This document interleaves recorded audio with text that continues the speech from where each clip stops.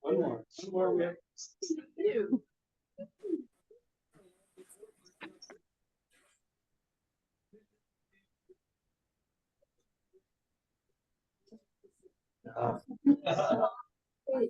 That's probably being so close to the watch.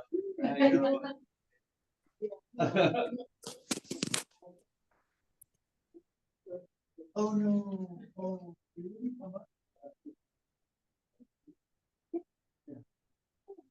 really? I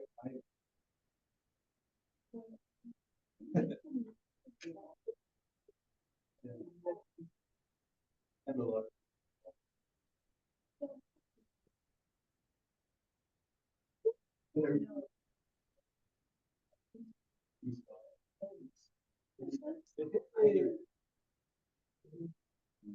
Oh,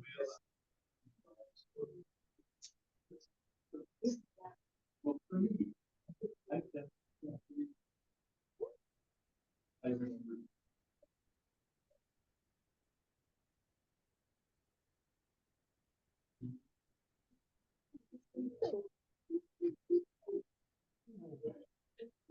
Yeah, right now.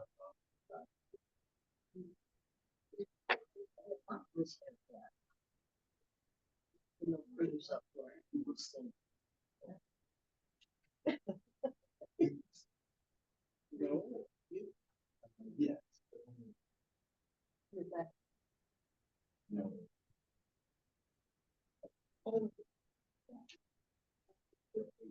Hi, everybody. We're just wait for our forum to all settle in here, and then we'll start.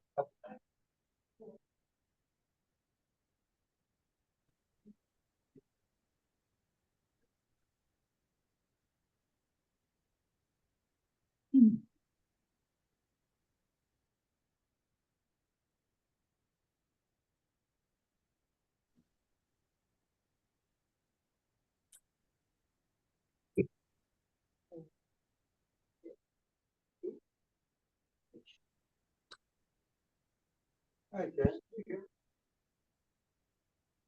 hear me? Yeah. Just gonna wait one more minute, and then we'll get started. You can watch me try and join the computer aid live.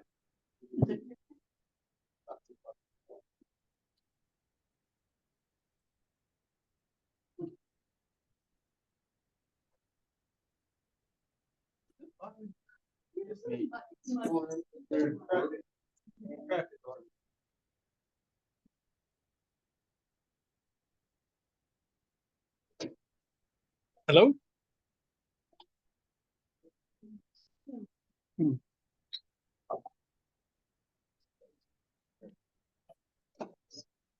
I can hear you, Dean. Hello. Hello from. Okay, I'm going to start. We have a forum, and as people continue to join us, we have more chairs available in the room and endless space available on. So thank you all for coming. My name is Paul Jeff, the Executive Director of the Dean and I'm Ontario Land Trust. We're going to start with the presentation tonight and then follow with the business of our AGM afterwards. But first, I'd like to start with the land acknowledgement. And so we are gathering here today on the territory of the Native people.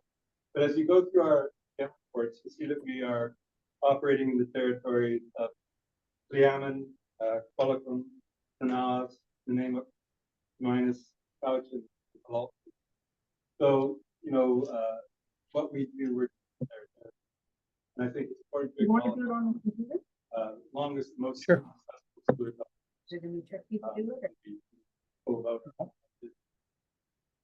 I have the happy opportunity to introduce Dr. Jeff Lewis, and you know he is a bona fide and various accolades that sort of for for the AGM, but I could draw this back to in 2023 around Earth Day, ACER, which is a student group at the BIU, stands for Awareness of Climate Change Through Education and Research.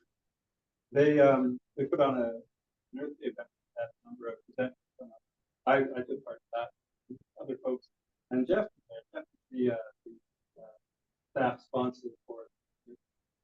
And there were a couple, three NALT board members there and some other members of NALT.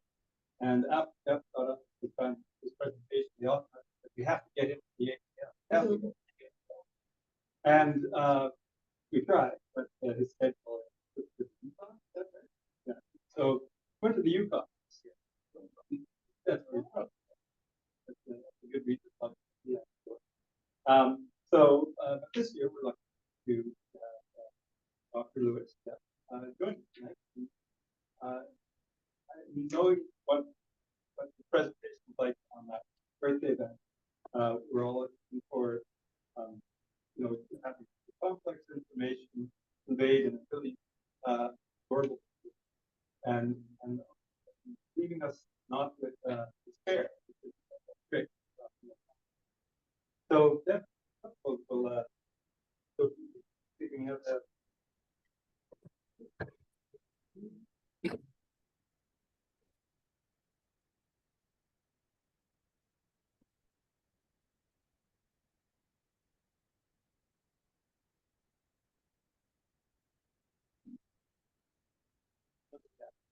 That's the right one. Get it back out. It's not.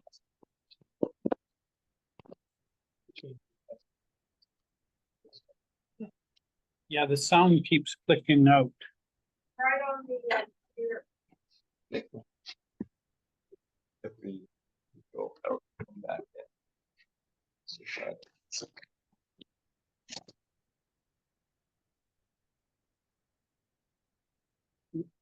What do you hit to get it to go again? Sure. What do you hit on the computer to get I'm it? not seeing that screen. Oh, okay. Will you go into the, There's a lot more chairs up front if anyone wants to move closer. It's a pretty small screen, so if you're having a hard time, definitely move up. Bear with us.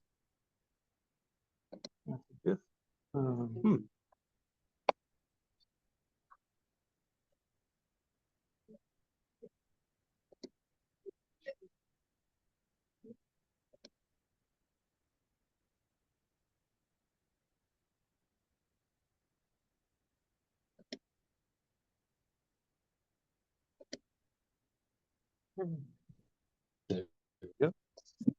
They're not seeing that screen, they're seeing this screen. Yeah.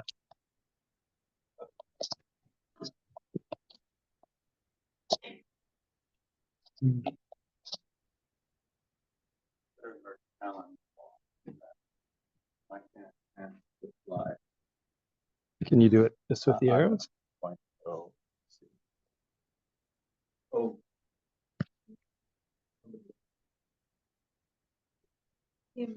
Yeah.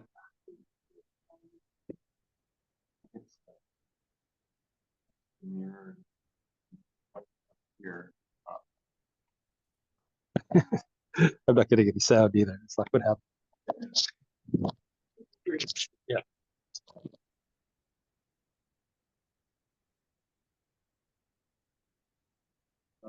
So that I'm going to close that.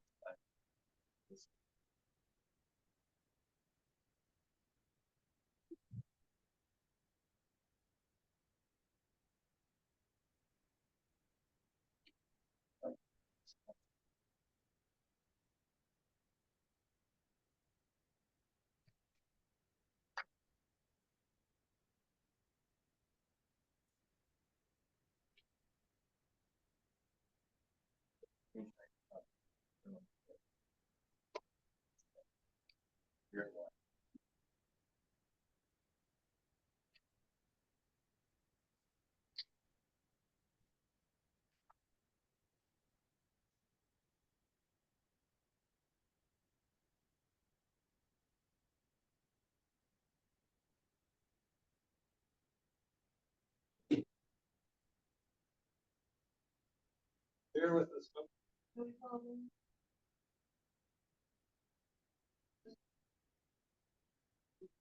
Yeah. Gotta wait for the screen.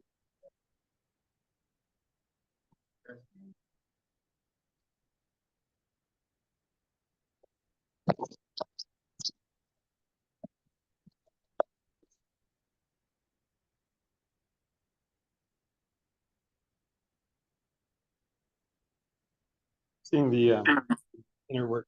Yeah. Yeah. So.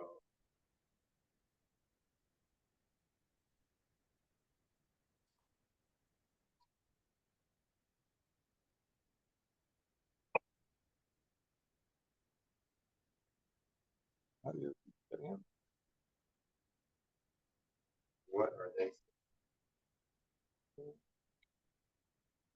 They're seeing the cuts. Yeah. Yes. Okay.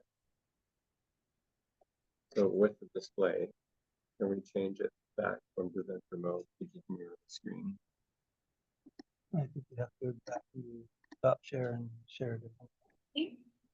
No, it's just more in the PowerPoint. Instead of PowerPoint going to presenter view. Recording in progress. To the mirror rather. You know what I mean? Instead of presenter view. Anybody particularly good at that?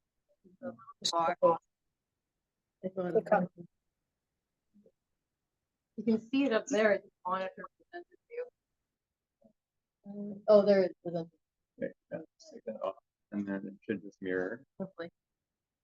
Thank you. Yep, you got it. Now, it's been an issue with the sound. So. Okay, hang on, we're gonna mute. Yeah, I can hear you. Can you hear now? Yeah. Think we're gonna be okay. Hang on here.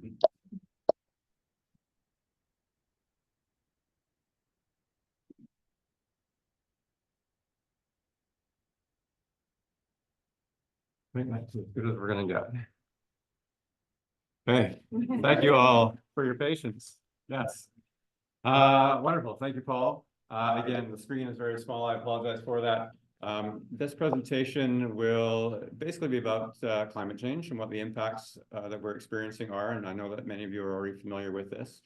And in fact, I find myself over the years, I'm just sort of preaching to the choir. I'm usually not telling people things that they don't already know. Usually the audience that I speak to is already fairly educated. So I've taken a slightly different approach to presenting, and instead of me trying to convince you that climate change is happening, I know that you're already convinced, but I'm more presenting so to give you ammunition and confidence so that when you're having those challenging conversations, because you're actually more likely to have those conversations than I am, you have the confidence to be able to hopefully correct misinformation, because again, you have more influence over your own sort of social sphere and people that you encounter than I do, because I'm always talking to people that come to hear me because I'm talking about climate change. So I don't tend to talk to people that that don't already understand what's going on. So that's going to keep coming up there. Paul, are you going to continue to sort of admit people as we go? Yeah. Yeah, all right. So I'll give a very brief introduction on climate change, go into the main impacts that we're experiencing. Most of the time, I'll focus on local impacts, but also some of the global ones, because climate change is obviously global. Very quickly look at the overwhelming burden of evidence. How do we know that humans are the driving force of present day climate change? And then at the end, just focus on solutions. And again, these are things that are fairly common knowledge to most people. We know what the problem is, and we know what the solution is. We just have to actually act on that. And of course, I've lost that. Let me see here. There we go. All right, so introduction to climate change. Often people get mixed up between weather and climate. So weather, we know it changes very rapidly. It changes, sometimes minute to minute, definitely hour to hour. And we're awful at forecasting the weather, right? Even within a few days, we can be wrong. And anything after 5 days is pure garbage. Even Environment Canada acknowledges they cannot accurately forecast more than 5 days out. So when you see those 14-day weather forecasts, it is all fantasy.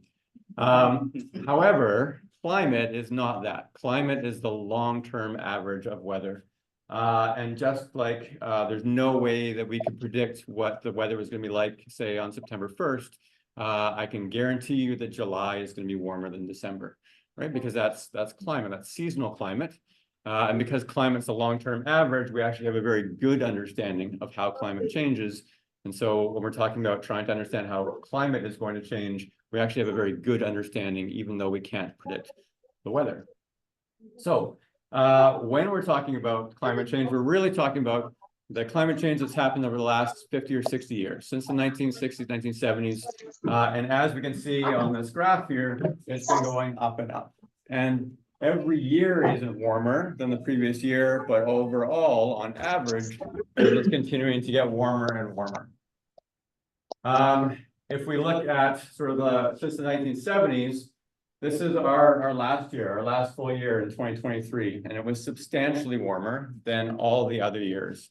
And there's reasons for that, but the main thing that we want to look at today is that the overall trend is one of going up and up and up, and we know why. We continue to put greenhouse gas into the atmosphere, and it keeps getting warmer. One thing to make note of when you're looking at these sorts of graphs is always understand what they're trying to compare it to. So typically, when we talk about trying to limit warming to 2 degrees, we're trying to limit that from our pre-industrial or sort of the 1990 or 1900 value. Because you'll see, just like on this last graph here, they were comparing that to some average period in the 1950s. And so even though, you know, this is the same year, it doesn't show as warm as it should because they've chosen just a different base period. So it's just something to be aware of. Scientists kind of use different base periods all the time because they understand it, but it makes it really challenging for the public to understand how much warming we've had. So we always want to compare to our pre-industrial value. And we can see that basically 9 of the last 10 years have all been above 1 degree of warming. So we're already halfway to that 2 degrees of warming that we're trying to avoid. So what does that look like globally on a map? And what we can see here is that for the warming that the globe has experienced, because most of the world is water, 70% is water, and water does not heat up as fast as land, the land is heating up faster than water, right? And when you go down to the beach on a sunny day, the beach is hotter than the water is. It's just a property of the land. The other thing that we can notice, and the laser pointer doesn't work and my arm's not long enough, but up in the Arctic area, you can see that it's much redder there, and it's warming up much faster because we've got basically a thin layer of snow and sea ice, and all of that is melting and it's revealing a darker surface. And instead of that snow and ice reflecting sunlight, it's absorbing more sunlight. And so the north, the Arctic, is warming up 4 times faster than the rest of the world. Sometimes communicating about climate change is just about presenting the same information, but in a different way. So I've already showed you how temperature has been increasing over time. This is exactly the same information, but it's showing it to you in those little thumbnails. So it's basically this image, but from 1850, and then 51, 52, all the way across the 1850s. And then down here, we've got our 2020, 2021, 2022, 2023. And so again, it's just a little thumbnail image of what the globe looks like for every year since the 1850s. And again, you can see that we're starting off sort of mainly blue, and down here, we're starting to get redder and redder. So it's the same information, it's just a different way of showing it. This next slide is also the same information. I can't control the speed, so I'm just warning you, it tends to go pretty quick. We'll watch it a couple times. But it's showing you from January to December, but it's plotting every year up until sort of our most recent year with information. Watch it one more time. I find it goes very, very fast. So I've got a slide where it's just frozen. So again, as you can see, it's just another way of showing the same information. And I do this with my students all the time, and I ask them, you know, which one of these worked for you? And it's always the same. Different ways of communicating work for different people. So whenever you're communicating with the public, always make sure that you're sort of varying how you communicate the same information, because different ways of communicating resonate with different people. If we zoom into Canada specifically, so this was a climate change report that came out in 2019. For the time period that they looked at, the world had warmed up by 0.8 degrees Celsius. But Canada as a whole was basically warming up at twice that rate, which is what we'd expect. This is Canada's land. And this is, again, mostly water. But our north is warming up 3 times faster than the global average, again, because it's melting that snow and ice. So in general, that trend will hold. So whatever the global temperature is, Canada is going to be about twice that, and our north will be about 3 times that. Other things that change, and this is usually what the media picks up on, are the extreme events. So a decade ago, a climate scientist would be asked, was this event caused by climate change? And the climate science community sort of switched it around. They just looked at the statistics of weather and they said, well, what's the chance that this event would happen without climate change? Because back in the 1950s, a lot of these events actually just would not happen. Especially our extreme heat events, most of them are happening well outside of sort of a historical norm. And we'll look at some here. So this is our 2021 heat dome. How many of you remember the heat dome 2021? Absolutely. That was a huge impact on us. And this is just, again, an image just showing you what that temperature anomaly, meaning, so the difference from normal. You can see that it's much, much warmer. It was incredibly warm. In fact, we broke tons of records. I think there was 103 all-time records were broken in Western Canada. Often when we break temperature records, it's by 0.1 or 0.2 degrees, but we were breaking temperature records by 5 to 10 degrees. It was so far outside of what we would expect or have normal. Back in the 1950s, this would have been considered a 1 in 1,000-year event. So very, very small probability. Because of the climate change we've already experienced, it's now a 1 in 200-year event. So we can expect this to happen more frequently. And as we continue to warm, if we warm up to 2 degrees above pre-industrial, that heat dome can become about a 1 in 10-year event, which is very scary, obviously. And so the direct impacts on us, there's the coroner's report, basically looking at the lower mainland, 619 additional deaths because of that heat dome. And if we factor in Western North America, so looking at the states as well as the Yukon and Alberta, there was more than 1,000 deaths that were directly attributed to that heat event. So the question is why? I do have an animation, but this is all working right now, so I'm not going to show that animation, which is why I have still frames here.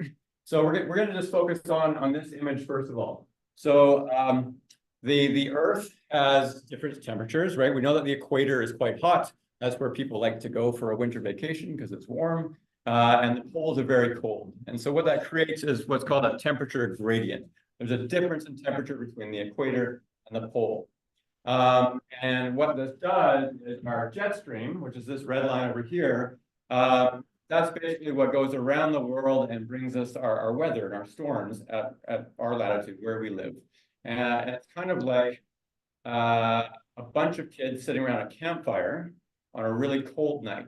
So if the campfire is hot, the cold night's quite cold. And so all those kids are going to be perfectly just the same distance, right? They don't want to be too close because it's too hot or too far away because it's too cold. And so they're all really well constrained. It's really tight because there's a strong difference in temperature. And what we're seeing is that because the pole is warming up 4 times faster, basically the temperature difference is getting weaker. And so instead of our storm track kind of going across from west to east, our storm tracks are able to meander much more. It's like that bunch of kids around the campfire, but instead of being a cold night, it's a warm night, right? And those kids are getting up and they're wandering around and they're going all over the place. And our storm track is doing the same thing. So it's starting to meander much more. And the reason why I'm lingering on this is really important for understanding a lot of our present extreme events. 2 things are happening here. One is that air that was farther south is able to push much farther north. So it was much warmer. It's able to push much farther up. That's bringing us our heat waves. But we also have this cold air that was up here, it's able to push much farther south. So we can actually have much colder events. So when we had like a deep freeze in January, you remember that this winter, right? It was really cold. That was the same sort of thing. The other thing that happens is instead of our weather kind of going across from west to east fairly quickly, it actually is becoming more stationary. These big waves are kind of lingering in one location. That's what happened with our heat dome, is that we have, they like to use fancy terms. They call this an omega block because it looks like the Greek symbol omega. But we had this big wave here and it just stayed there, right? It stayed over top of us for a couple of weeks. And that's what caused our major heat dome. And we're seeing the same thing right now. So this was this morning. So we all know that out east is experiencing sort of their own heat event right now. It's not that it's as hot as what we experienced, but the humidity is much, much higher. Basically, they've got really warm, moist air coming off the Gulf of Mexico and it's going up here. And the reason why I want to show this is, again, this is that cold air mass that's been able to push down. And we've got that really warm air mass that's pushed up. So again, it's just sort of more of a shifting of our air masses. And that's really one of the main causes leading to these extreme events. And so, yeah, the rest of this week in Ontario and Eastern Canada is experiencing really hot weather. It's not just Canada. This was 2022. This was in Europe. This was their worst extreme heat waves in 500 years. They had 15,000 people die because of the heat. And then just earlier this month, this is in India, they had across the country 50 degrees Celsius or approaching 50 degrees Celsius. This is the third year in a row where they're experiencing this extreme heat. And as we've all experienced in BC, the heat, it doesn't impact our infrastructure, but it impacts us and our environment substantially. This is looking at our last summer. This is, again, looking at sort of our drought conditions through BC. So Vancouver Island is down here. I know you can't read it from where you are, but basically, you know, it's virtually certain that we were being severely impacted by the drought all through last summer. And that led to our major wildfire season. So this is 2023. Prior to that, we had 2017, which was our worst year on record, and then 2018 beat that. And 2023, as far as the area burned, is much, much greater. And in part, that's because we've had much hotter conditions, much drier conditions, and there's just much more fuel available. So the fire itself is very bad. But what we're understanding more and more is that the smoke is terrible for us. So we know that people that already have respiratory issues, that smoke can really irritate things. But even if we don't have respiratory issues, the really fine particulate matter, they call it PM 2.5. So it's tiny. And it's so small that it goes into our lungs and it can actually get into our bloodstream. And so when the fire is burning, it creates a lot of toxins, and those toxins are carried on the particles, and they can get into our lungs and cause issues, but they can also get into our bloodstream, and they can cause poisoning and heart disease and a whole bunch of other stuff. And so we have to protect ourselves from the smoke. We didn't have too bad of a smoky summer on the island, but the interior of BC was terrible last summer. So we've talked about heat and we've talked about really dry summers. Ironically, we're actually getting more precipitation here on the West Coast than we do on average. So it's not happening in the summer, it's happening in the winter. It means our winters are actually getting wetter. And typically the way that moisture is coming is we're getting sort of shorter duration, much more powerful weather events. So much more water coming in a short time period. Anyone here live along the Englishman River or near the Englishman River in Parksville, they keep getting sort of major floods almost every year. For the last 5 or 6 years, they've had what's considered sort of a 1 in 5 year flood event. You'd only expect it every 5 years, and they've had at least that every single year. The same thing with Chemainus River. This is when it shut down the highway. We were basically cut off from Victoria and the southern half of the island.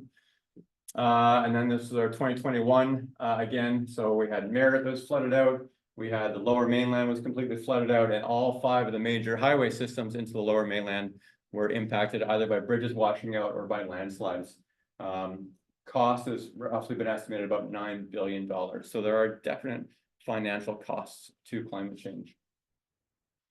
Again, not just in Canada. So this was in Pakistan. This was their worst flood ever. Back in 2022, 33 million people were affected. Estimated cost of about $30 billion. I realize that the titles are all cut off on this, and that's okay. So we've talked about sort of these extreme events. We've talked about heat and wildfires and floods.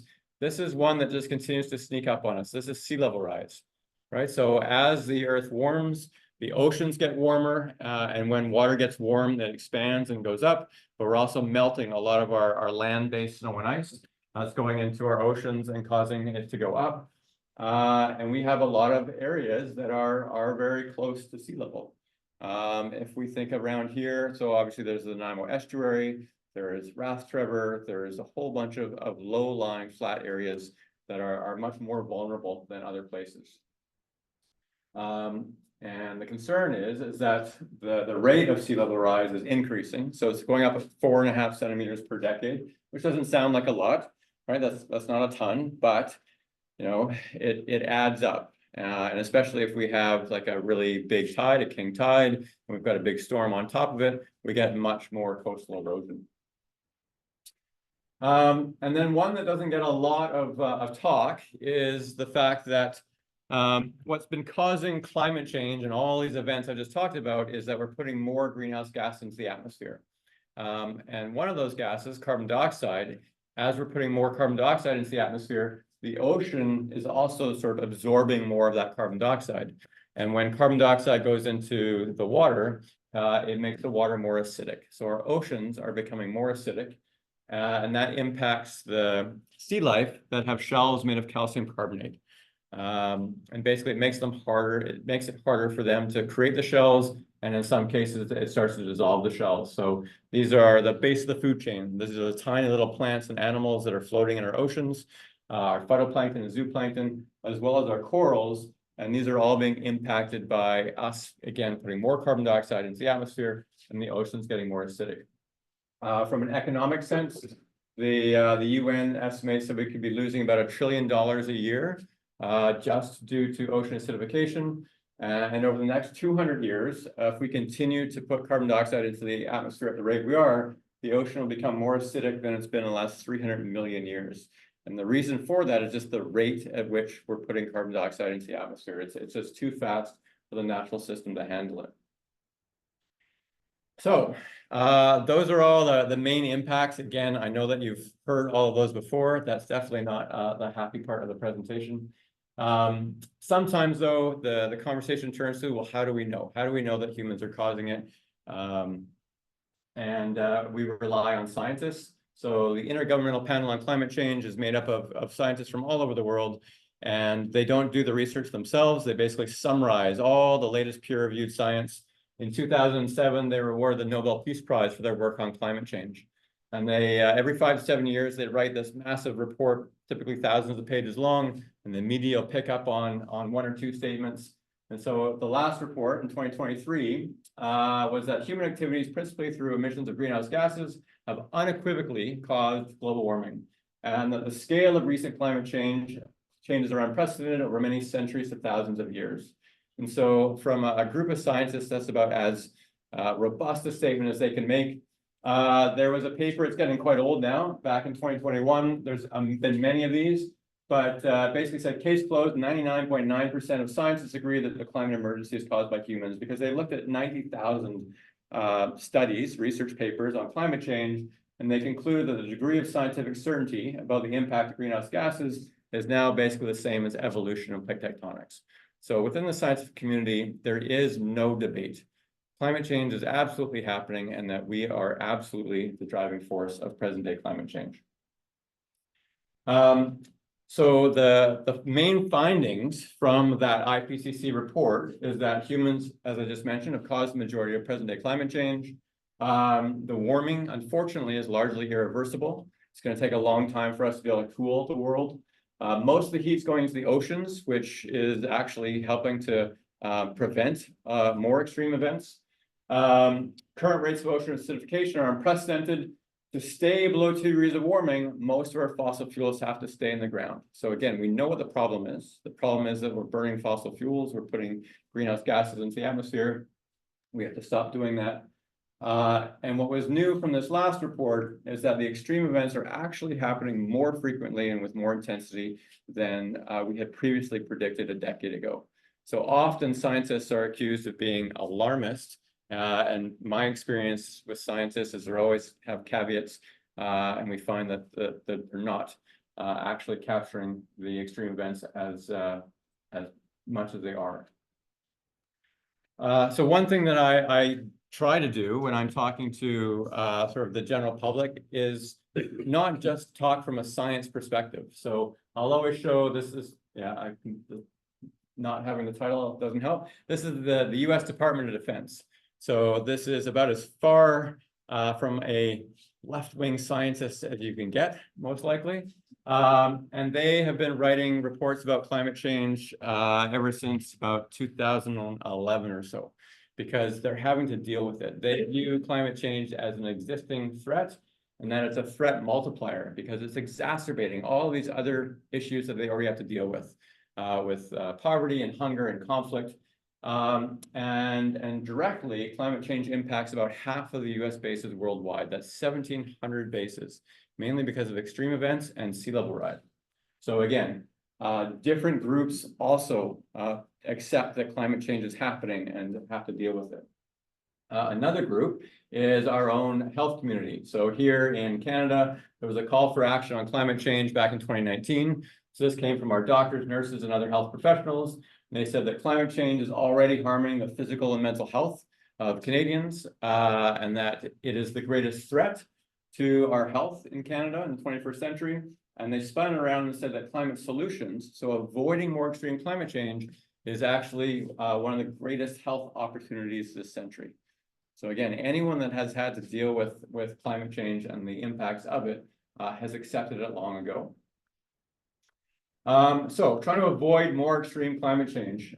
This is a very busy diagram, and I'll just sort of break it down. This is looking from 1850 to about the year 2000. So this is the climate change we've already experienced. And then what the scientists did is they ran a number of models, and don't worry about the letters and the numbers. Basically, just this blue one here is sort of a best case scenario. And this pink one here is sort of a business as usual or worst case scenario. And they ran that out to the year 2100, and that's what a lot of our graphs go out to. But then they continue to run the models. It's a different number, but they ran them out to 2300. One, to again remind people that the world doesn't end in 2100, but also to show that the impacts that we are making over this century also have huge impacts going farther forward. And there's a couple important things to note from this. One is that if we can stay down here, if we can limit the warming, then we have a very good understanding of how the climate's going to respond. We can see that we've got a fairly narrow band. We have a very good idea of what the climate will do. As we get further and farther away from sort of where we are now, there's much greater uncertainty. We don't know if it's going to be not as bad as we predict or even worse. And so as a scientist, we just don't want to find out what this is like, right? There's no reason to. We want to do everything we can to stay basically down here. That would be our best case scenario. So this is where I try to spin away from the doom and gloom. I've been presenting about climate change for, about 20 years now. Way back in here. And we used to be tracking worse than the worst case scenario. And it was really depressing. But over the last 5 years or so, I can now say that we are no longer tracking along the worst case scenario because we've actually started to reduce emissions. So all around the globe, we have been starting to reduce emissions. It's not actually coming down quite yet, but it's not going up as fast as it could. And that's a real positive. So it's not coming down quickly, but it's not tracking along the worst case scenario because of the actions we're already doing. So this is where there is actual positive news and hope. We just have to do a lot more faster.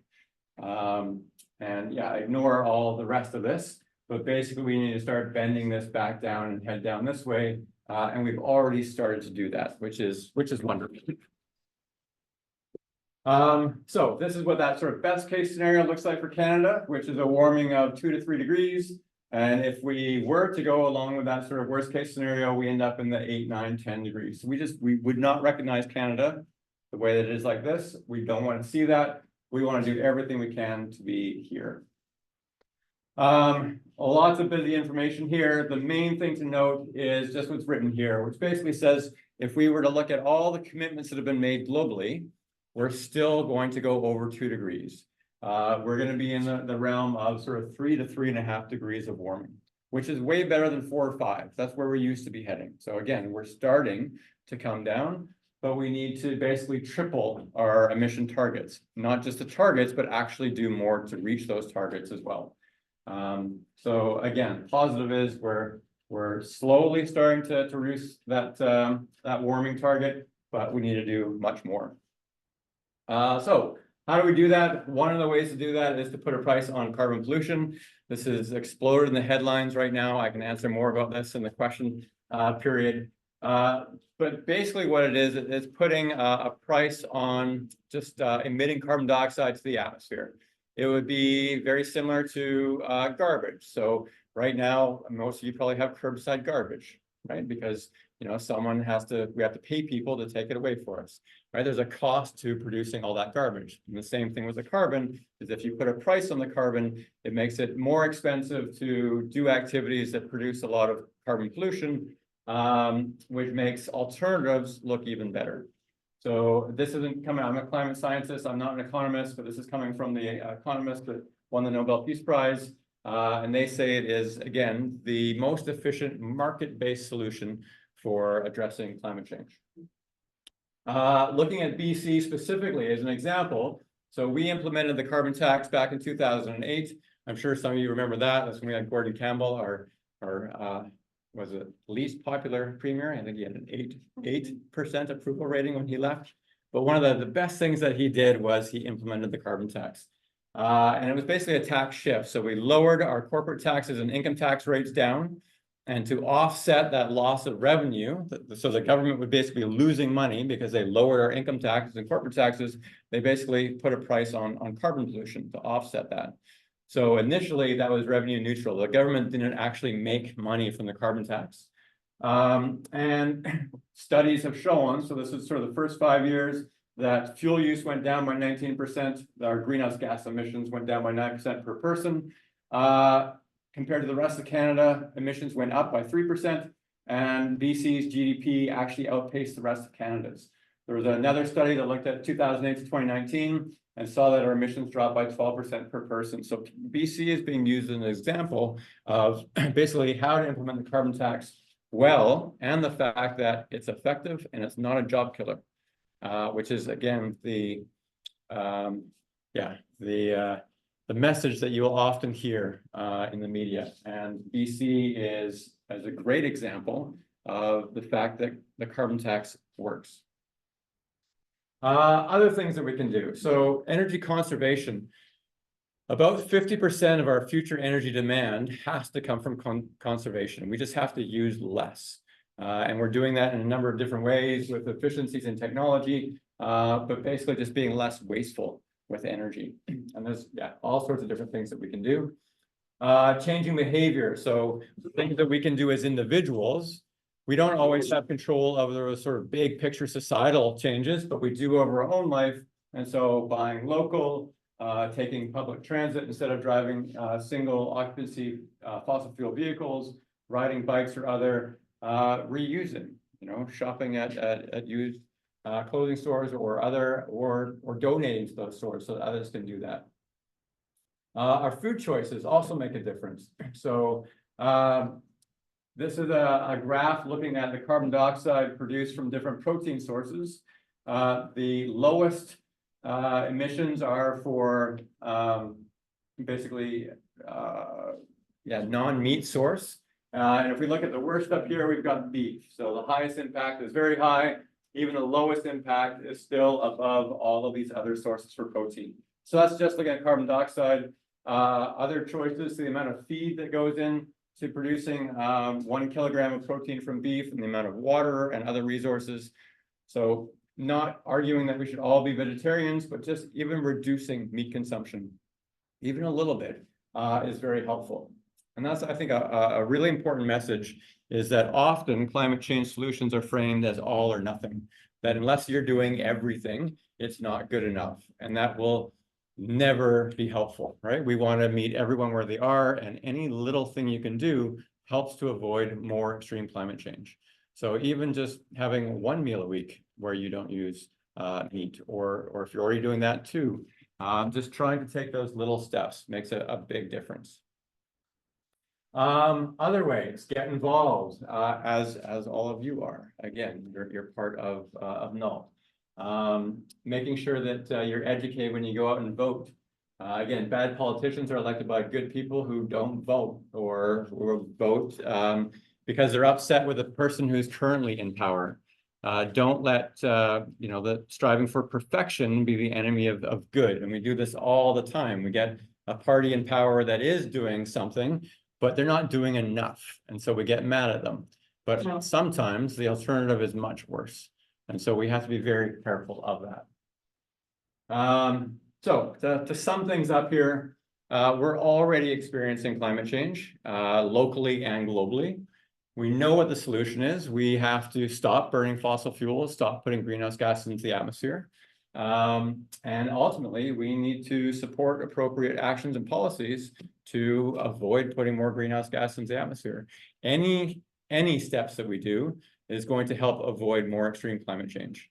There's never a point where it's, are we past the point of no return, or is it too late? Absolutely not. Climate change will continue to get worse until we stop making it worse. So every little bit helps.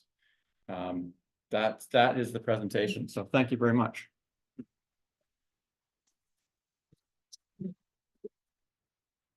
Questions? And Paul will get the online. Yes. What can you say to local politicians that don't believe this? Lanceville right now is voting on zero carbon step code, or the council is gathering information about zero carbon step code. And Ian Savage at one of the meetings in April said, climate change is just the latest fad. Yes. Yeah. So obviously completely wrong.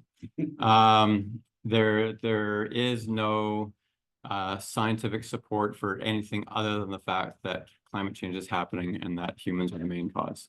But you will often get people who speak based on wishful thinking or ideology based on reality.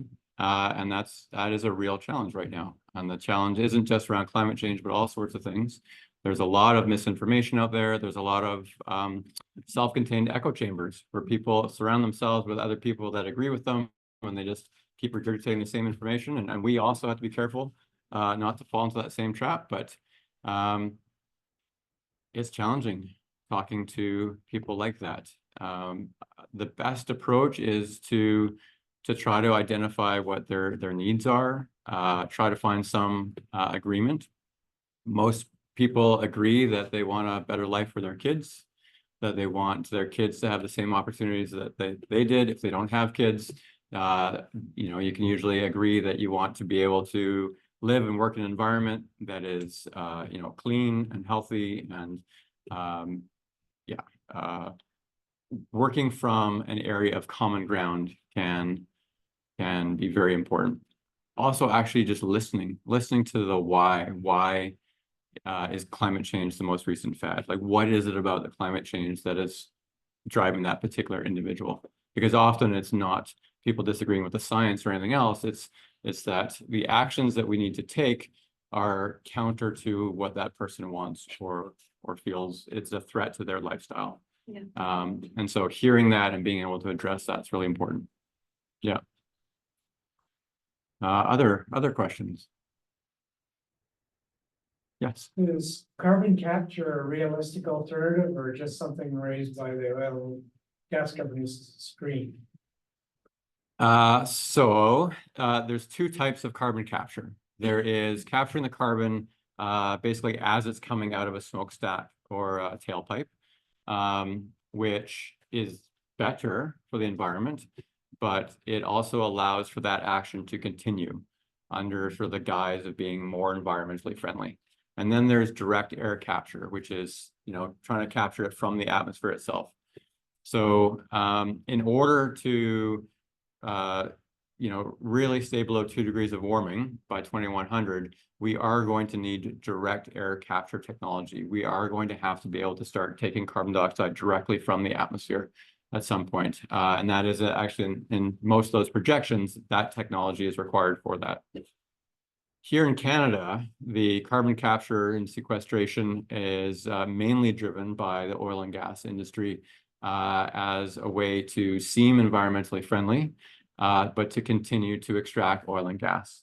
And the biggest issue with that is that you can capture the carbon dioxide that's being produced with the generation of the fossil fuels, but that still doesn't do anything with all the fuels that are then burnt in vehicles, right? So the carbon capture they're talking about in the oil sands is all about trying to make the oil sands more environmentally friendly, but not to dealing with the fossil fuels that are generated from that.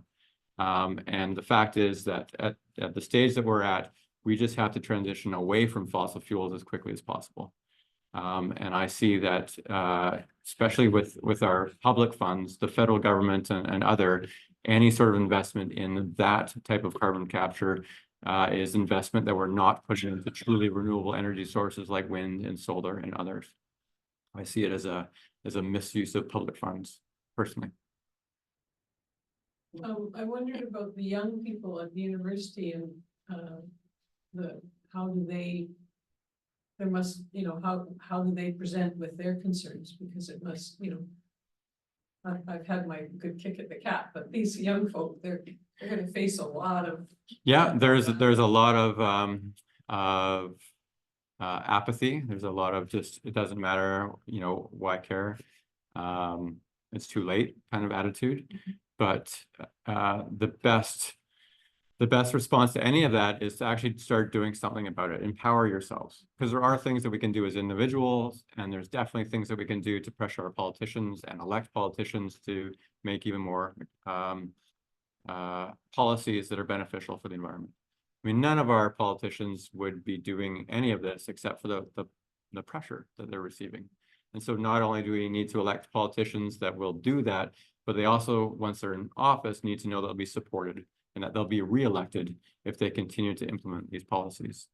And again, we've got a couple elections coming up, provincial and federal, over the next year, and it's going to be quite an interesting time leading up to all of that. Yeah, other questions? I'm going to phrase a question out of a statement Okay. in the chat, but is it true that the U.S. military is one of the biggest consumers of fossil fuels? Oh, that's a great question. I don't have an answer to that. It would depend on compared to what, I would guess, as an individual organization. I mean, they're very large. Yeah, I don't know the answer to that one. We'll ask you back next year. Yeah, fair enough. What I will say is that transportation is our largest source of emissions here in Canada, and pretty much globally. Not just from industry, but our own sort of personal driving around.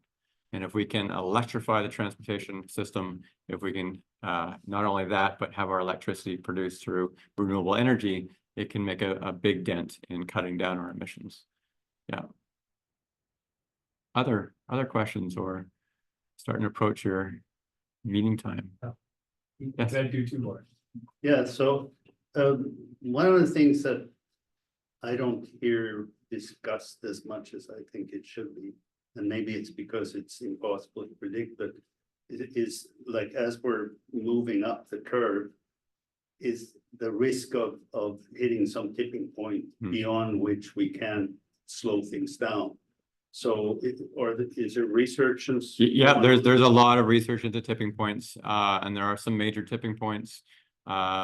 We've already passed some, such as the Antarctic ice sheets, basically deglaciating.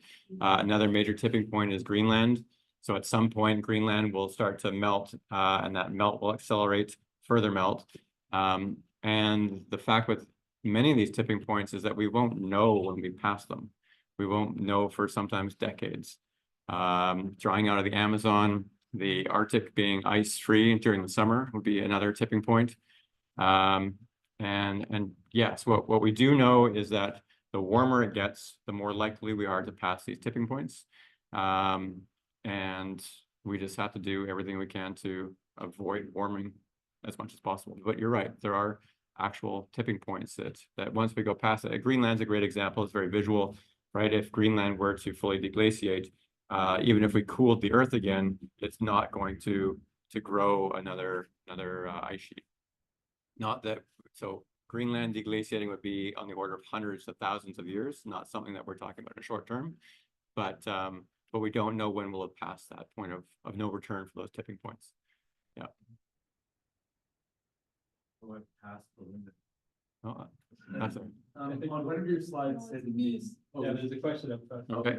She's my partner, so. So you can go first and then you can go. I'm joking. I was just thinking about using direct absorb, like scrubbing for carbon, getting Yes. carbon out of the atmosphere. So I guess we have, or is it a misnomer, but I think the natural ones that we have would be the oceans.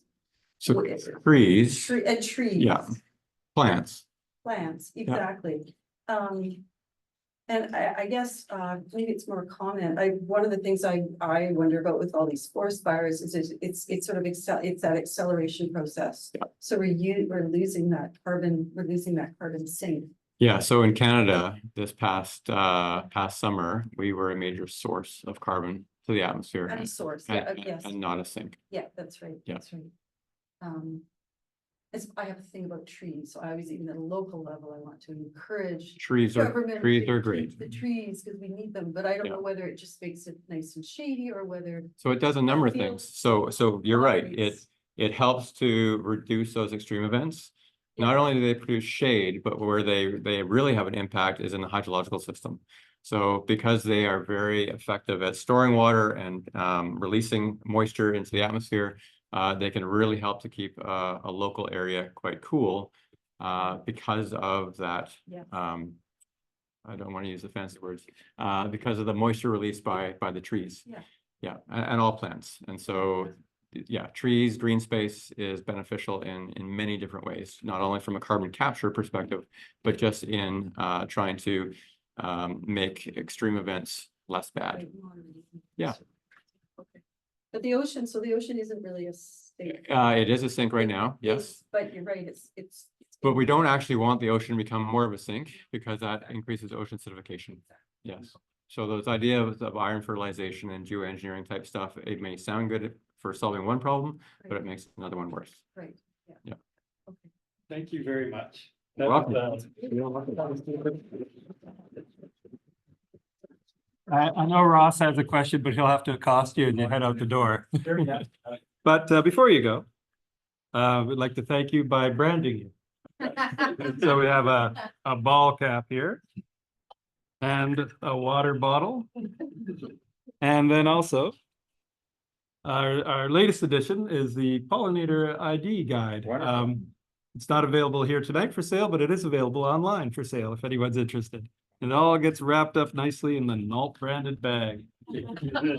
I've been growing. I've had mason bees at my house for years now. They're wonderful pollinators and they're an awesome pet for kids. Yes, thank you very much. Thank you very much. Appreciate that. So we're gonna take a quick 5-minute bio break, and then we'll get back to the business of the AGM. There are some drinks, water, and it's just water. And cookies available. The washrooms are just out the door and down the hall. And we'll reconvene here at 7:32. Sound good? I will stick around for the break if people have more questions. I will take off and get the games. Yeah, that's right. Unless you want to join the board. It's probably best to be in front of the mic. I'll move the chair over. Yeah.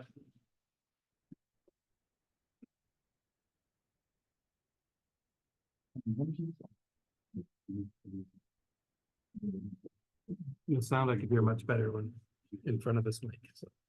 So, yeah, like if you're stand, if you're Fuel use on the fuels that were. if you're in front of it. All the rather categories than- on fuels that were Perfect. taxed by the carbon tax.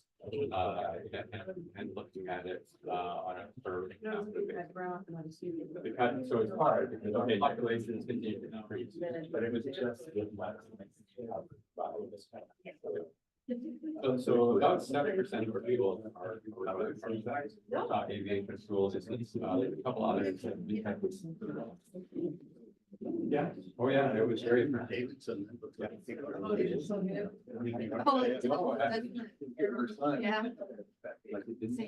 Same time, same color. So that was over that first 5 years, and I think that over, since the study of 2019.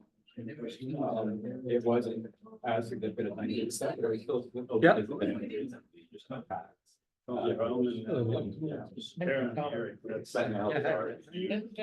Yeah, they're getting levels of the. We're all like, it's just, it takes time. So the benefit of looking at DC alone, when DC was the only one that we had one for the problem. Now that it's Canada.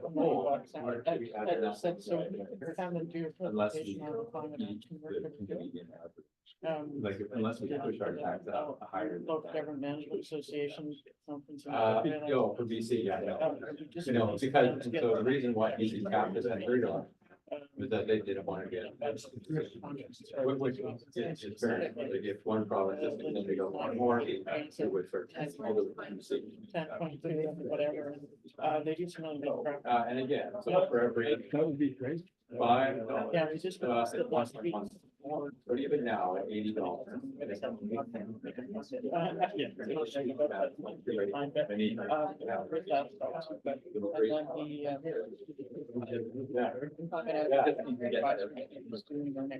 Yeah, well, and again, I'm always fixing the parts. Yeah. People never should be, those conversations.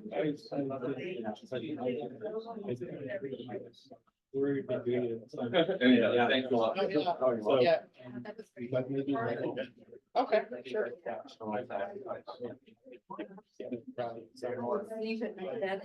Well, again, more recently, it's nice to see that emissions are actually starting to go.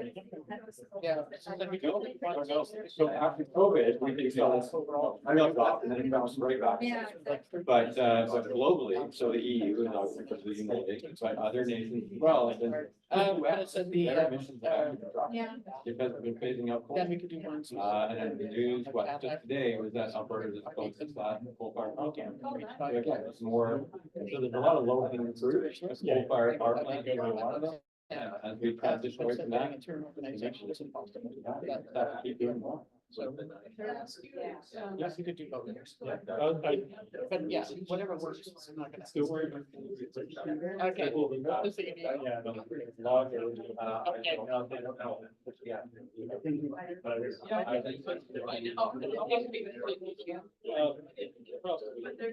Okay. Yeah.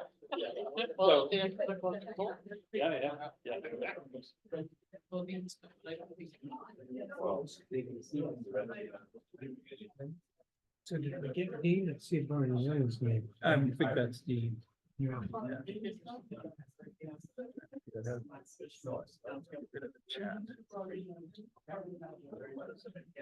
Yeah, I think I'm pretty sure that's, pretty sure that's it, but if not, David's, yeah, so we can.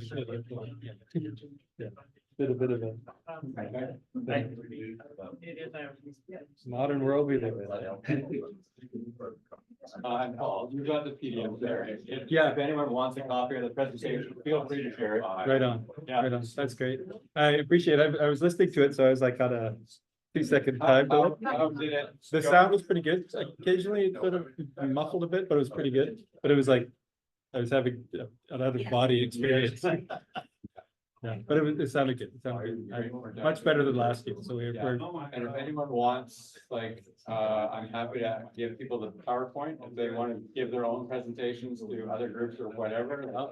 The more that we can get this information out there, the better.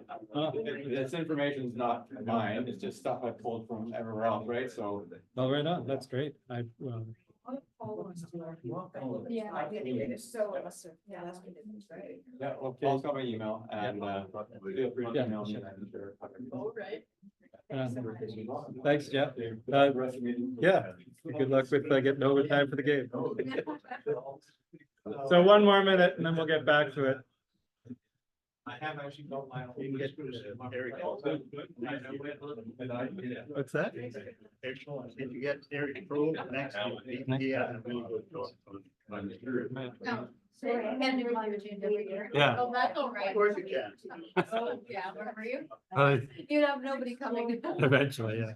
Oh, wow. He's totally different. He's in the chemistry department, so, but, he's got some really good Yeah. Are you doing? animations that really sort of. Yeah, good. There were some animations, but we're trusting the setup because we're Yeah, no, I know. like somehow that cursor disappears off of this screen and just exists on that one. It's a bit of a smuggle.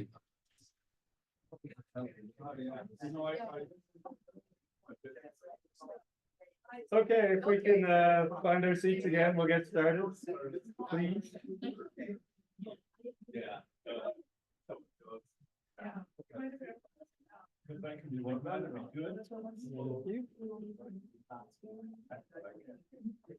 I'm gonna continue to monitor it, and if there's any questions that come up in the chat, I will.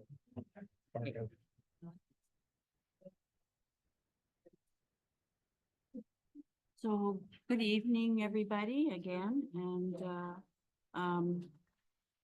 I will start the meeting. My name is Nina Locke, and I'm one of the two co-chairs of the Board of Directors.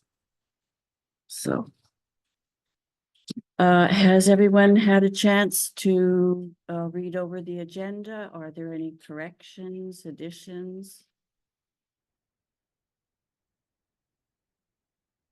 May I have a motion to approve the agenda, please? Okay, Harriet, thank you. And a seconder? Susan, okay. And all in favor? Anyone against? Okay. Then that's approved. And how about the minutes from the previous AGM, which was on June 22nd, 2023? There's quite a few of them. Pardon? Maybe speak up louder because some people can't hear. Okay, sorry. Has everyone had a chance to read the minutes from the last AGM, the minutes of the AGM a year ago? And if so, again, are there any corrections or additions? And may I have someone to move that the minutes from the previous AGM be approved?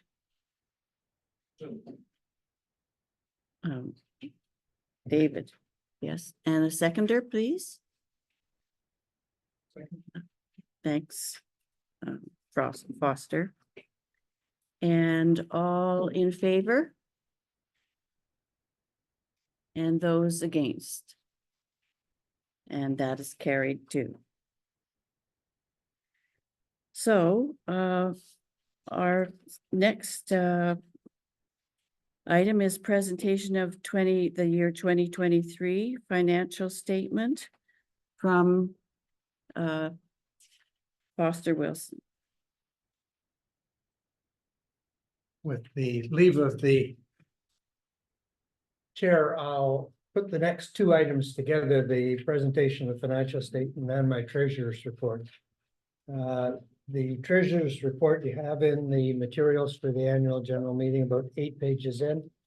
Likely the most material for us is the statement of revenue and expenses on pages 5 and 6 of that. The accountant's financial statement. The year 2023 has been a good one again for NALT financially. We've been able to maintain our existing programs, including the stewardship one that we established in 2021, while running a very small deficit, $647, which we have funds to cover. But we're only able to do that as a result of generous bequests, which we received in 2022 and 2023, and increases in our grants from BC Gaming and the Regional District of Nanaimo.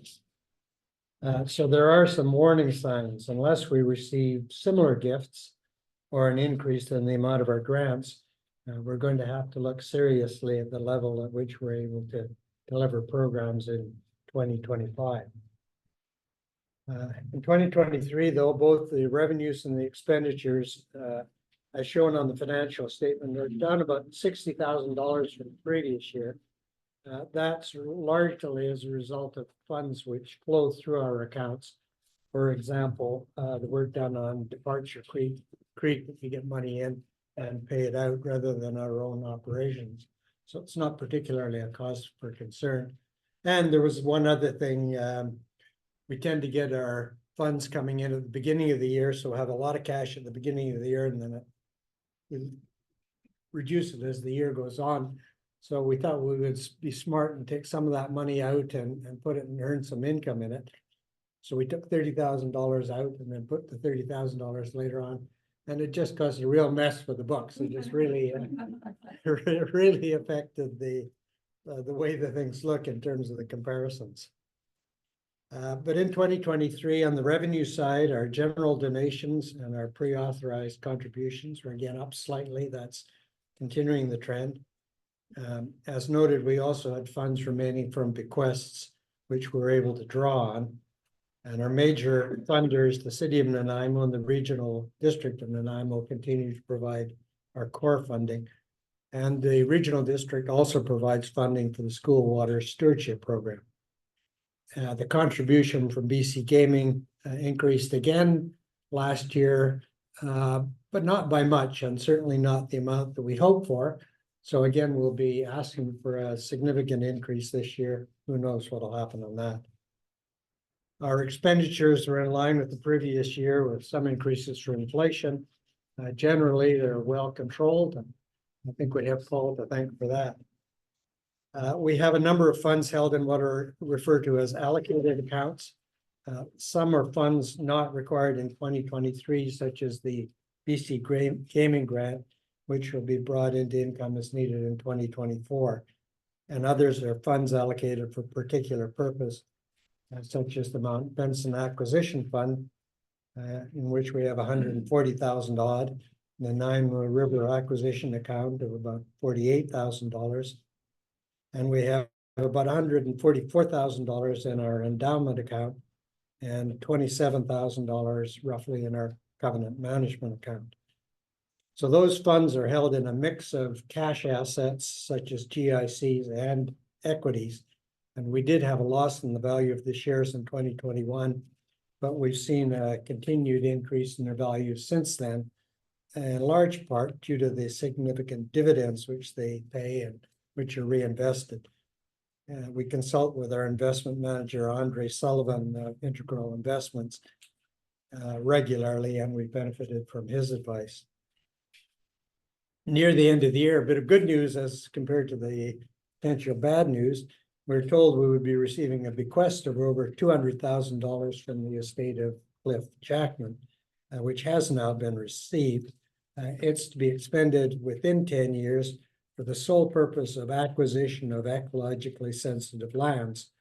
So we can't use it to cover any operation costs, but we have started to search for an appropriate use of this generous gift. I want to thank the other members of the Finance Committee, Dean Gaudry, Holly Blackburn, Jack Tillman, and Paul Chapman. And as always, our bookkeeper, Cindy Pitfor, has done a great job in overseeing our finances and getting our monthly statements to us in a timely manner. And Annette Leather has also done an excellent job in maintaining our financial records. So that is my report, and I will move approval of the financial statement for the year ended December 31st, 2023, prepared by John Huff, showing a deficit in operations of $647. And if there's a seconder to that, I'll try to answer any questions you may have. Okay, Linda, second. And is there any discussion? Any questions? Great. You said a warning sign because we're very dependent on grants. Grants and bequests in the last couple of years, yeah. How would you resolve that issue of? Well, that's been the subject of a lot of discussions in the board of trying to find other sources of revenue, and there are a few. And we have been good, I think, in getting new ones over the years, like the money from the RDM for the school water stewardship. And the bequests, and we'll try for more funding from BC Gaming. So there aren't many sources of funds that we haven't tapped, I don't think. So any other questions? Anyone online? So all in favor of what is the motion? Could you say it again? Approval of the financial statement for the year end December 31st, 2023, showing a deficit in operations of $647. Okay, all in favor? And anyone disagree? Well, that's good.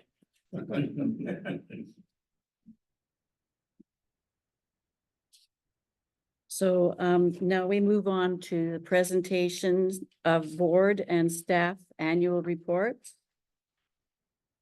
And I guess that leaves me then the next in line. Do you think it would help if I stood up? Yeah. Okay. So the NALT Board of Directors has continued to work to ensure NALT's meaningful presence in our community as we work to fulfill our mission, which is to support, promote, and protect the natural values of land and water in our area. In 2023, the board committees worked hard to provide responsible fiscal oversight and management to keep NALT's policies and procedures up to date with the current standards and practices in the land trust sector, to explore active opportunities to lead or support the acquisition of land for conservation, to ensure the integrity of our conservation covenants, and to look for opportunities to attract new members and offer seminars and guided activities to our members. As liaisons to NALT committees, board directors have supported committees responsible for guiding our nursery and stream stewardship activities.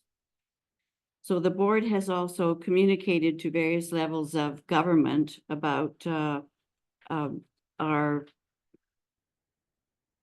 topics of the communications ranged from supporting greener modes of transportation to stewardships of water and wetlands, and to rivers and wetlands, sorry, to protecting endangered species and associated habitat, and improve protection of the Harewood Plains.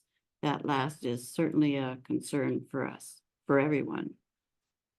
And the School Water Stewards Program continued its growth in School District 68 and 69 to connect with students to their local connect students to their local watersheds by providing curriculum-based stewardship lessons in and outside of the classroom. And NALT continues to seek additional funding for that program to grow our capacity to meet the demand. Schools really like our water stewards programs for their kids. The support of our members is key, not only as a source of funding and expertise, but also to show community support for our initiatives to our partners and funding agencies. Your support makes the work of NALT possible. And thank you, all of you. The work of 2023 carries into 2024 as we build a network of stewards, defend our watersheds, and work to protect the Harewood Plains and other areas of significant conservation values in our region. And that's submitted by me, Nina, and Dean Gaudry, who's presently out of the country.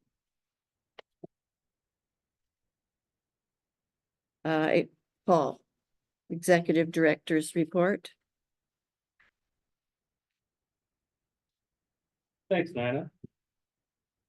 Just gonna move around so I'm talking somewhere near this microphone so people can hear me. And I think Nina touched on one of the main focuses of the report I've submitted for this year, and that's about the connections we've made. So we've made these, community connections that we talk about where we're working with the Harewood Plains working group, and we're working with a committee around Hamilton Marsh, and we're helping folks that are concerned about saving Cable Bay. We're working, with these groups of people, and that extends beyond that. And I've got quite a long list of it in the report of the different groups we're working with, and that's, I think, really important for us to be more effective and more efficient.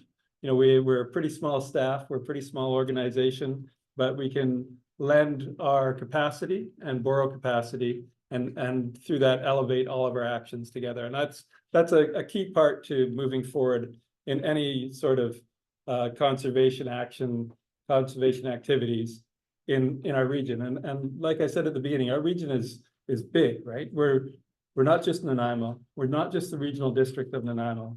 We extend, when I was saying Sliammon territory, that's the Quathit Regional District, Powell River and Muscogee Island. We extend down into Cowichan and Coxsala watersheds. We work on Link Island and Gabriola Island, South Winchelsea Island. We're even looking at expanding of some of our activities into Port Alberni. So we're working over a region, a vast region beyond the regional district. I always say it's the regional district of Nanaimo plus a healthy reach. So that's what we're working with, and we need those community connections, those partnerships, those collaborations to be effective in doing this. A couple of things that are interesting in 2023. The Turtle Ambassadors program has been an amazing thing. Volunteers coming together to be able to identify a number of turtles that exist. We don't have that information. So there was this installation of basking logs to figure out how many turtles were in places like Buttertubs Marsh or Divers Lake, and then also identifying where they were nesting and putting in protections for those nests. And what was discovered in the course of that is that those nests were being predated upon almost immediately. Clever raccoons had figured out how to eat turtle eggs, maybe how to eat all the turtle eggs.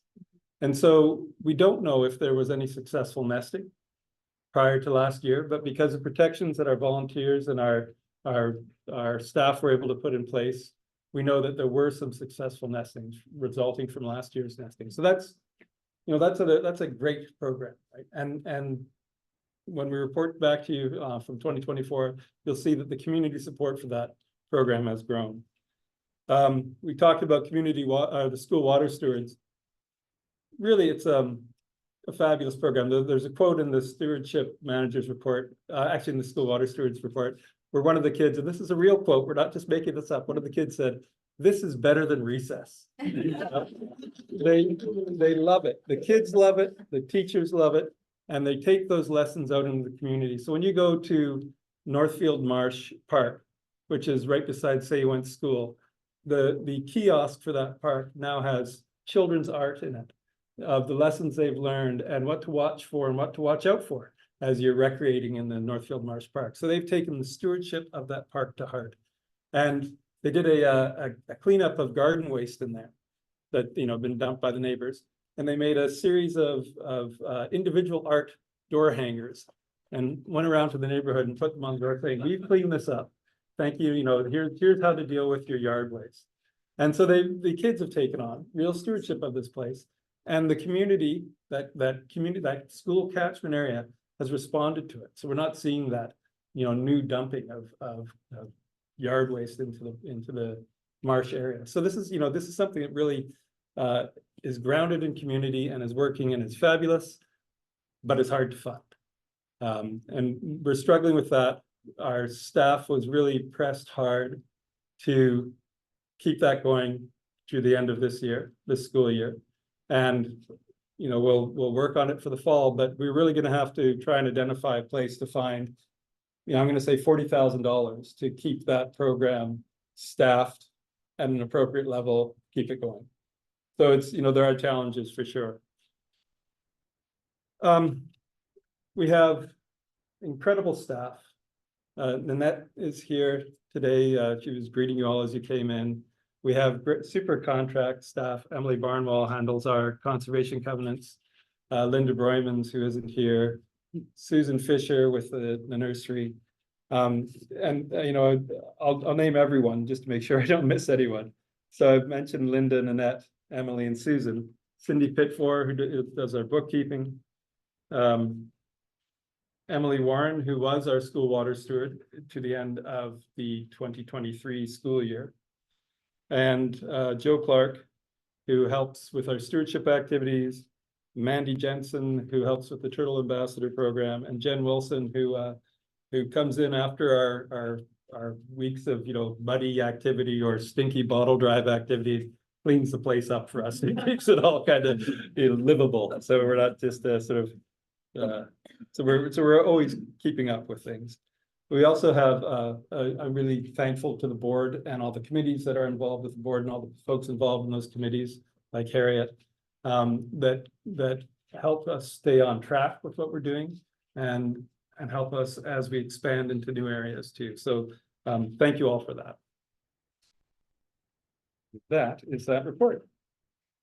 But you haven't got rid of me yet, because then I'm going to do the volunteer report. And the thing with the volunteer report, like the membership, it shows community support for what we're doing. So the more volunteers we have involved in our programs and our activities, the more we know that it's catching on with the community, and the more we can demonstrate that to our funders, right? If we can show 1,000 hours of volunteer time, that means a lot to people who are thinking about, should we fund this group? Should we fund this program? In 2023, we were able to show 3,500 hours worth of volunteer time, which is an incredible amount of dedication from those volunteers, and was a growth in both the hours and the number of people contributing those hours in 2023. As always, the nursery volunteers are leading the charge. When we talk about the number of people with volunteer hours over 100 hours, over 200 hours, over 300 hours, it's usually all nursery volunteers. This year we have an addition in there that wasn't a nursery volunteer, but it's an incredible commitment that the nursery volunteers show to NALT. The Turtle Ambassador program is 319 hours for a brand new program, 319 volunteer hours in support of that program. Incredible support. And we're able to show that as an equivalent, a money equivalent. So like when we're applying for this or that grant and they say, do you have volunteers involved? And we can say, yes, we've had this many volunteers for these many hours. And usually we're restricted to valuing their time at $20 an hour. So in 2023, the volunteer hours are equivalent to $70,000+ worth of contribution, worth to our activities. And we're also able to show that when we're showing that to funders. Here's the money equivalent of that volunteer contribution. So it's really important to us to have those volunteers. And it also means that we're doing the right things when we're receiving that volunteer support. I'm going to run through the list of names that were over 100, over 200, and over 300 hours of volunteer time, just because they did it. And so it's Derek Cowan, Jerry Davis, Bob Fenton, Susan Fisher, Pat Hogue, Peter Jeremy, Wayne Morgan, Nikki Toxopeus, and Coco Van Zyl. And those are all primarily volunteers from the nursery. And in 2023, David McKenzie joined them as one of two people that donated over 300 hours. And that was in producing a video of blue ecology. So it's the interweaving of Indigenous and Western water stewardship knowledge as a pathway towards reconciliation through water stewardship. So we've had, again, incredible support from our volunteers. So thanks to everyone. Thanks to you, whether you were able to donate 2 hours or 200 hours. All of it is very important to us. And like I say, shows us that we're doing the right things in the right places. So thank you very much. But you haven't got rid of me yet. Because I'm also here for the Conservation Covenant report. And Emily is our covenant monitor. She goes out and makes sure that the agreements that are essentially what a covenant is, an agreement between the landowner and the covenant holder about the sorts of things that can be done on a property and the sorts of things that can't be done on a property. We monitor them at least every year to make sure that they're being followed. And this is very important if there's ever a challenge to a covenant, that we show that we have had a consistently kept them up to date and kept them monitored to make sure they're being complied with. If they're ever challenged in court, this will be super important work. And, we're looking at almost 500 hectares of land that is protected through these covenants. So it's really important stuff. And Emily does a great job of it. And it's amazing what you do with the little buddy we're able to give you. So thank you very much for your excellent efforts in there. And I would also say that our conservation covenants are supported by a super strong committee. And I'll recognize the folks here.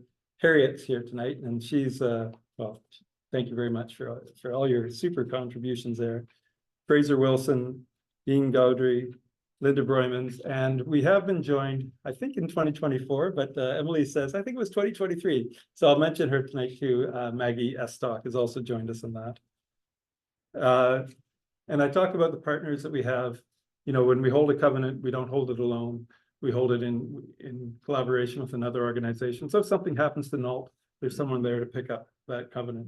Or if something happens to that other group, NALT is here to pick up that covenant. So the covenant is maintained, because the idea is that they exist in perpetuity. They travel on title of land as long as land title is recognized, right? So this is a commitment beyond what I will see. It's beyond that. So those partnerships are very important. I list a number of partners here. And then we also have partners like the RDN, who are property owners on covenants that we hold on Mount Benson Regional Park and Island Trust Conservancy on Muscogee Island and Link Island, Gabriel Island. So we have these sort of institutional partners too that are landowners in this, and they have been, sort of excellent stewards of their land in keeping with the intent and the language of the covenants as they exist. So thank you, Emily, and thank you, committee. And so the next report is from Linda Broymans. Yeah, and so Linda couldn't make it here tonight. So originally the AGM was going to be on Thursday, the 20th. And so Linda, planned her short vacation to ending tomorrow. But we couldn't find a venue for the 20th. So we had to move the AGM up to the 20th. So she, sends her regrets that she can't be with you, although she is camping. So I'm not sure how much she's regretting not being here tonight, but still. And you can read a list, read her report and see all the many things she's involved in. I'll tell you, this is only some of it, because there's so many things that she also does, that she investigates to see whether or not it's a viable project to take on. And she puts a lot of work into those, and some of those don't make it because they're not a viable project, or not a viable project at the time. And I talked about the Turtle Ambassador program and the basking log project. That's a really really nice project, right? We've done something that is measurable, and it's measurable in you know, wee little turtles emerging from a nest. So that's an incredible project that I have like an emotional attachment to, and I think that's also what brings the volunteers out to it, is that they have that emotional attachment to it.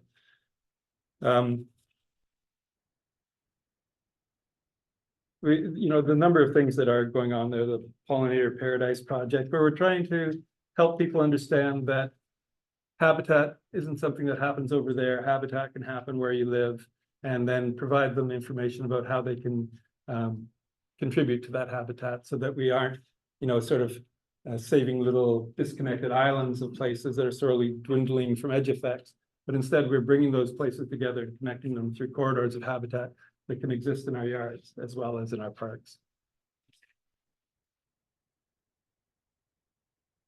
That conservation, I don't know if you saw in the last week or two of the Nanaimo News Bulletin, there was a story on the turtle project, and then a story on bats, and how the largest colony of what are they, small myotis bats is in the attic of the North Oyster Community Center. And you know, when they discovered the bats were there, they wanted to know how to get them out, how to exclude them. And Linda had a conversation with them, and they realized they didn't really want to do that. What they wanted to do was just make sure that what was happening was safe for everyone. And so they've put in barriers so that, you know, the bat guano stays with the bats, and the opinions from the community below stay with the community below, and that there's a safe barrier between the two. And so this is now like a willing host of the largest bat colony in the central Vancouver Island area. And they, you know, they have these bat guano sales to help support their community activities. And, you know, so it's a really nice story about how that came together. And that's just, you know, like those are the sorts of community connections that can be made when you involve community in stewardship. And that's also another expression of when you're doing it right, you know, people respond to it, people come out and people help. And Linda's a star at doing that. And supporting community groups on, you know, water stewards on Wally Creek and Cat Stream, Carter Creek, not to mention the number of creeks that we're involved with the water quality monitoring on. It's an incredibly, she does an amazing job. She's a superstar. We're lucky to have her. Linda Broymans is excellent. And she's supported by a really great committee as well. And as it happens, Harriet's on that committee too. So thanks again, Harriet. Yeah, so I'm sure we'll make sure that she's here for the next AGM, because, you know, she can really address all these things much better than I, but I will say again, she's a superstar, and we're lucky to have her on our team. So, but there's also the school water The school water stewardship. stewards that Yeah. Linda looks after. So lucky enough, you get to hear me some more. So the school water stewards project, I mentioned that Emily Warren was doing it to the end of the 2023 school year, so June of 2023. We had funding that we were able to apply to that position to the end of 2023, but beyond that, we weren't able to. So since then, Linda's taken that on, you know, off the side of her desk and on top of her desk and off the other side of her desk and spilling over onto another desk with all her other activities. She's taken on the school water stewards project as well, and delivered those, those watershed stewardship lessons in the class and in the watershed, those things that are, you know, again, that great community connection through the fall of 2023, and it's just ended now last week, delivering in 2024. And she's, you know, done a super job, as Emily did as well. And you know, we get great response from teachers and from students and from parents. And the place where we're not getting great response is from funders, but we're working on it. And if we don't get that funding, I don't know what the school water stewards program will look like in 2025. It'll be a lesser thing than it is now. we're committed to keeping it going because it is one of those, a vital program that is really connecting with community. But we need to figure out how the funding works on it. And, I spent a portion of last week contacting different funding groups and filling out different grant applications to do that. And we'll be seeking, an increase in our grant from BC Gaming, primarily to support the school water stewards and hiring another person to take that on, because the sort of work rate that Linda's running at right now isn't sustainable, either for the program or for Linda. So we're working on that. Thanks. Good. So the last report that we have is from Susan Fisher, the plant nursery coordinator of the Natural Abundance Native Plant Nursery.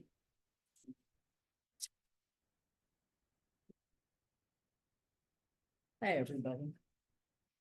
There's a 2-page report in your packet about what the nursery does and what it's done this past year. And I'm not going to drag you through my reading that whole thing, but I thought I'd go through some significant numbers and just kind of look at some trends. Significant numbers are in your packet, and the balance of our funds going into 2023 were 15,000 some. And then the balance of funds going into 2024 are 16 some. Revenues, 2022 was a bad year for us. Talk about climate change. It was the cold time. We lost Christmas sales, we lost seed sales.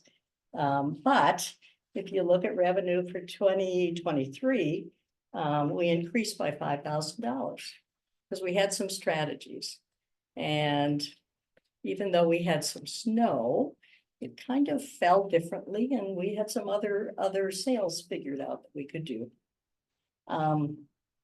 We every year can donate $50 worth of plants and seeds to 6 different organizations. And this year, we completed each of those. And it's always fun because the groups come out and we get to help them choose what they want, and then sometimes go out to the site and see what they've created. So really very nice involvement and fun to do. We were able to pay $1,000 to cover the cost of the Van Kerkel shelter.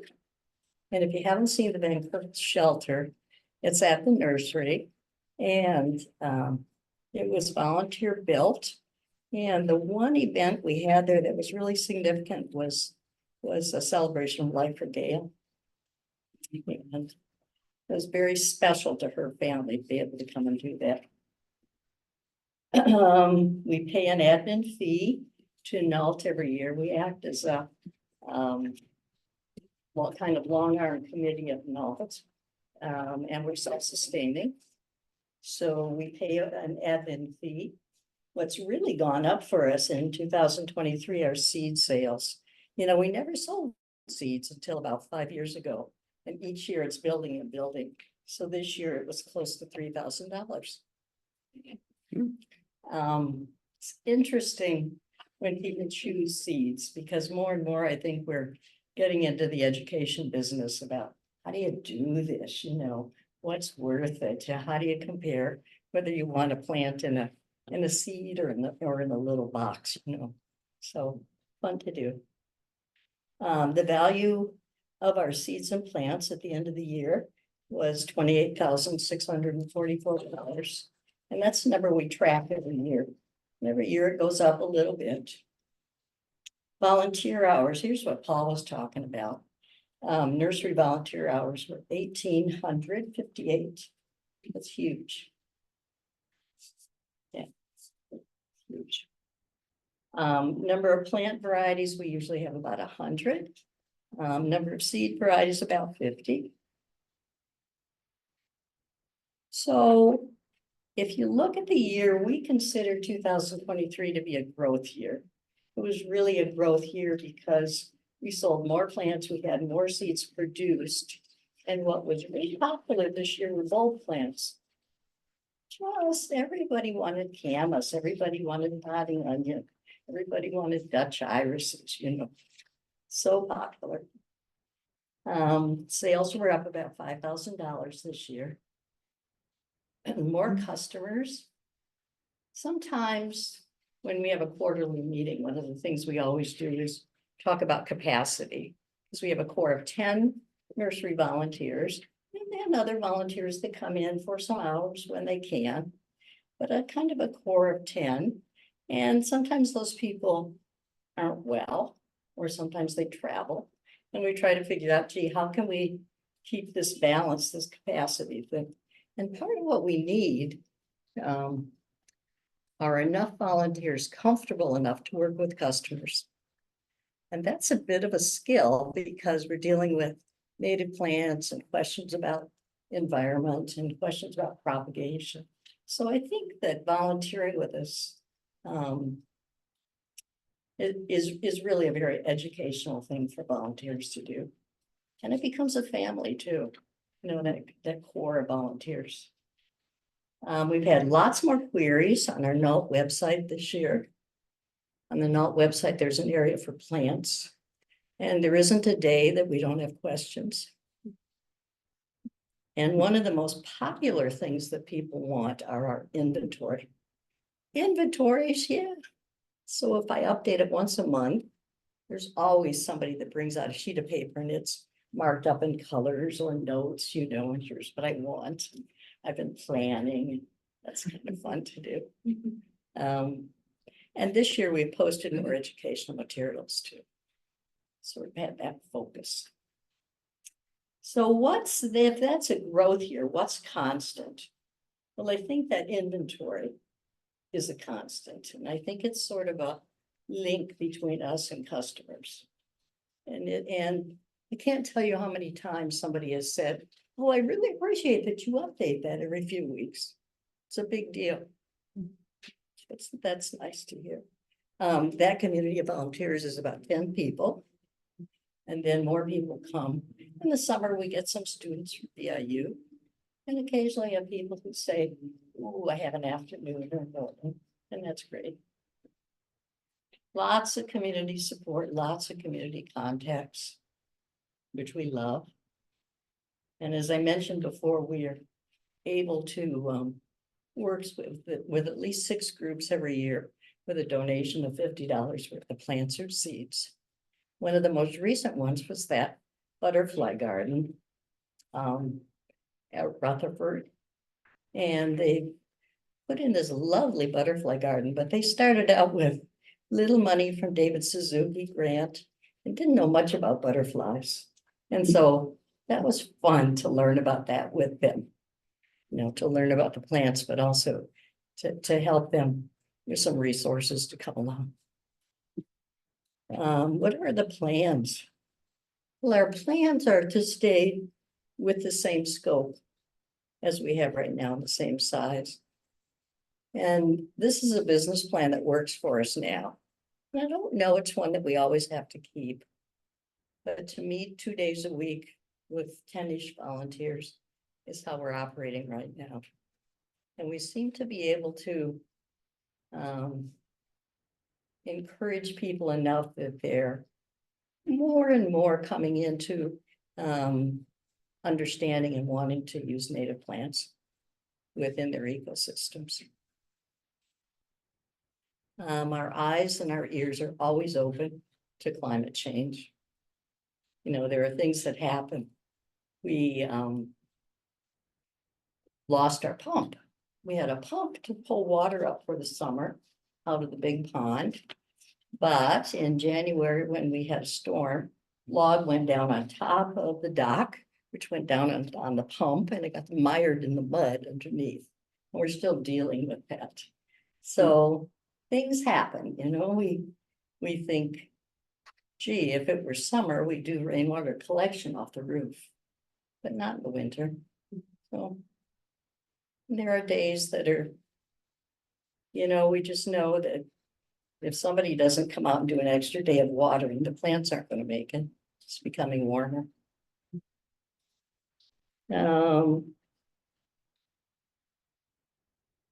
As a nursery coordinator or coordinator of volunteers, I know that our volunteers are really grateful to be champions of native plants. They are so enthusiastic. And so many of our volunteers and customers just, I'm so glad you're here. Or this is a lovely place because it's peaceful here. And the truth is, it's green and there are big trees and it's lovely, usually cool. So please come out and visit us. It's nice to be called legitimately Natural Abundance Native Plant Nursery. That was the name that we were given years ago. But more and more we're recognizing that that is the abundance that we can help nurture. We're grateful for community support. Grateful for being an integral part of NALT. Sort of a part that's set aside, but integrated at the same time. Any more questions? Comments?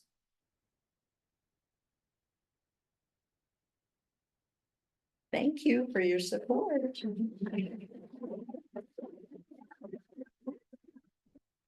Thank you, Susan. Yes, thank you, Susan and Paul and Linda, who's not here, for your reports. So I would like a motion to accept all of the board and staff reports as information. So do we have someone to make that motion? And Julia Roberts. Julia Roberts and a seconder. Norm. And are there any questions of about any of the reports or? All right. So all in favor of the motion? Say, okay, and all against the motion? Passed. So now comes the election of NALT board directors, and Paul is going to look after that.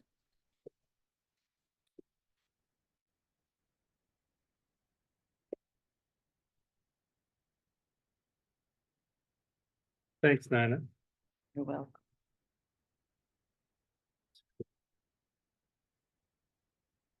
And thanks everyone for sticking with it. I know it's later than we normally run in these things. So thank you all for being here. So we can have 11 directors on our board. We currently have 9.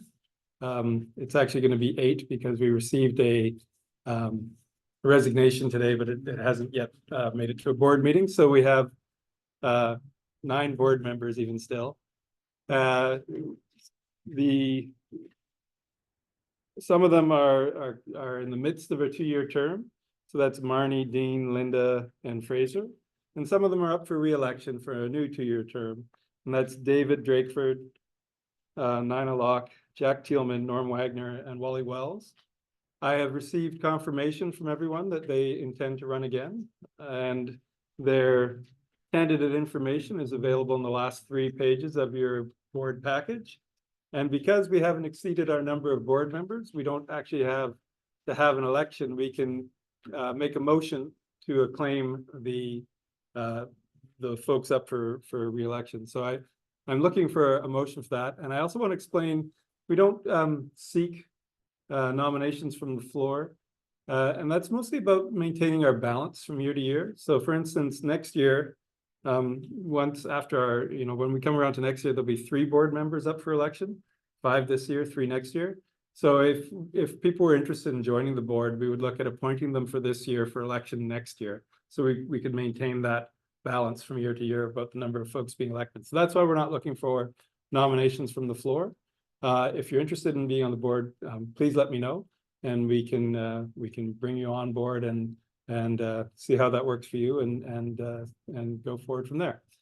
So can I have a nomination to elect or to acclaim to the board David Drakeford, Nina Locke, Jack Thielman, Norm Wagner, and Wally Wells. Is anyone willing to make that motion? Harriet? Anyone willing to second? I saw Ross. He's tall. So we have a mover and a seconder. Are there any questions? So then all those in favor of claiming? Any opposed? Motion is carried. Excellent. So thank you very much. The last motion we need is a motion. Oh, of course, Norm always has a question. Yeah, I after. know. I just wanted to, when Paul thanked and pointed out the excellent work done by the rest of the staff. Yeah. And Paul does an incredible job. Yeah. And I just want to say that, and I just want to lead around.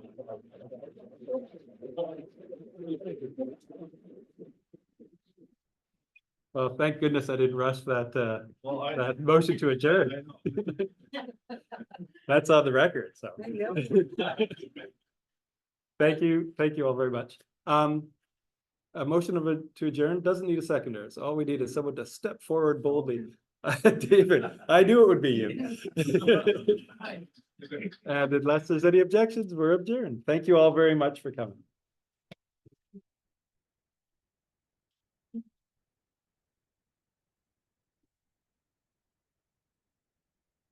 Thank you all online that stuck around to the very end.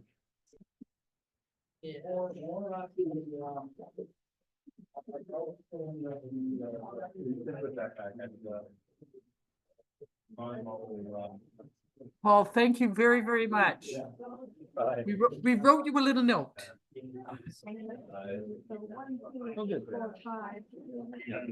Take care. Thanks so much. Yeah, boss. This is good.